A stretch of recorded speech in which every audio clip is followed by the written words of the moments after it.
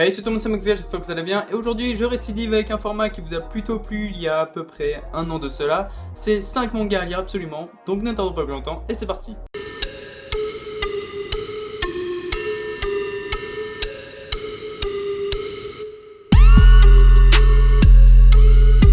Comme l'année dernière, j'avais démarré avec Tetsuo Tsutsui et encore une fois, je récidive avec Prophétie, un seinen en 3 tomes édité par Kiun. Ce manga nous conte l'histoire de la section de lutte contre la cybercriminalité de Tokyo qui enquête sur un individu coiffé d'un masque en papier journal et qui poste sur internet des vidéos menaçantes où il prédit les pires crimes, incendies, agressions, viols. Le problème, dès le lendemain, ces prophéties se réalisent à la une des journaux télévisés. Qui est-il? Comment procède-t-il? Quelles sont ses motivations? C'est le début d'une course contre la montre qui mène les inspecteurs jusqu'au siège vide d'un cybercafé de la banlieue de Tokyo. Mais tandis que l'enquête piétine, contre toute attente, le soutien populaire grandit autour du mystérieux personnage. Marginaux, employés tyrannisés par leur hiérarchie, internautes qui hantent les forums de discussion, ils sont de plus en plus nombreux à se retrouver dans son combat. Je ne sais pas si c'est le manga le plus connu de Tetsuo Tsutsui, mais si c'est le cas, c'est peut-être pas pour rien. Ce qui est génial avec Tetsuo Tsutsui, c'est qu'il nous propose des histoires réalistes, et il utilise justement un style graphique réaliste qui nous plonge encore plus dans l'histoire.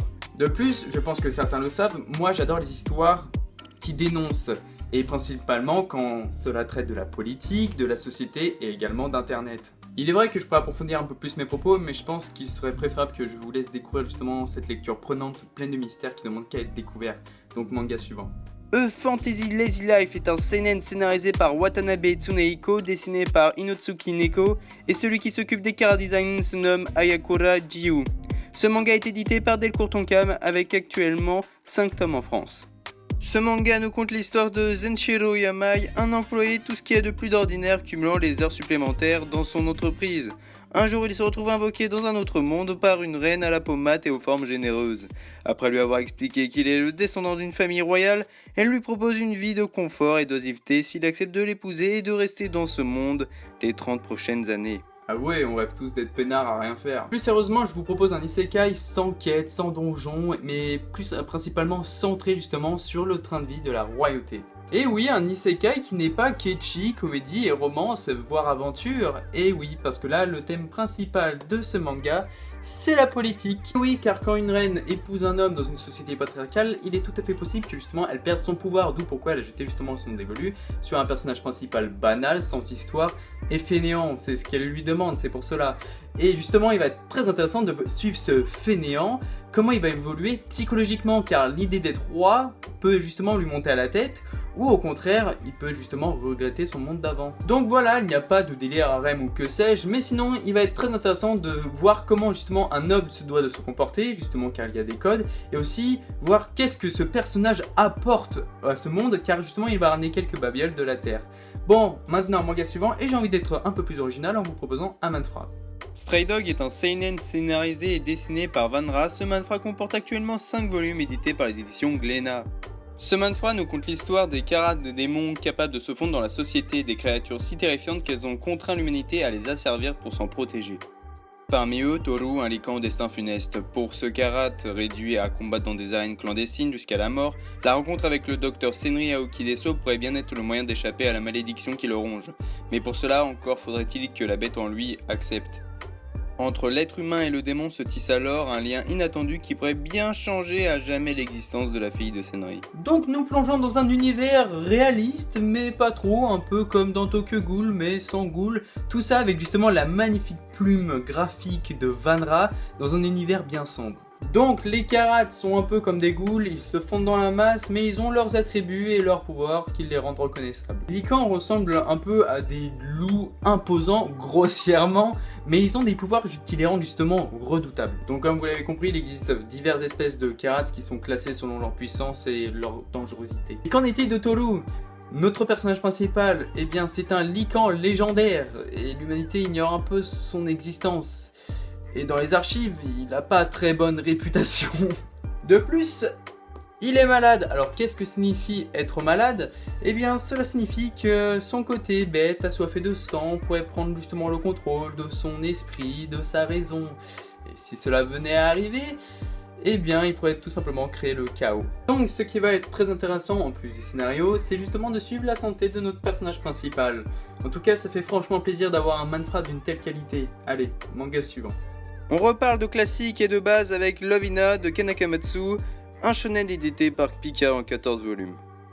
Keitaro Urashima est un étudiant de 19 ans qui semble avoir tout raté. Peu populaire auprès des filles, il a raté plusieurs fois l'examen d'entrée de Todai, la prestigieuse université de Tokyo.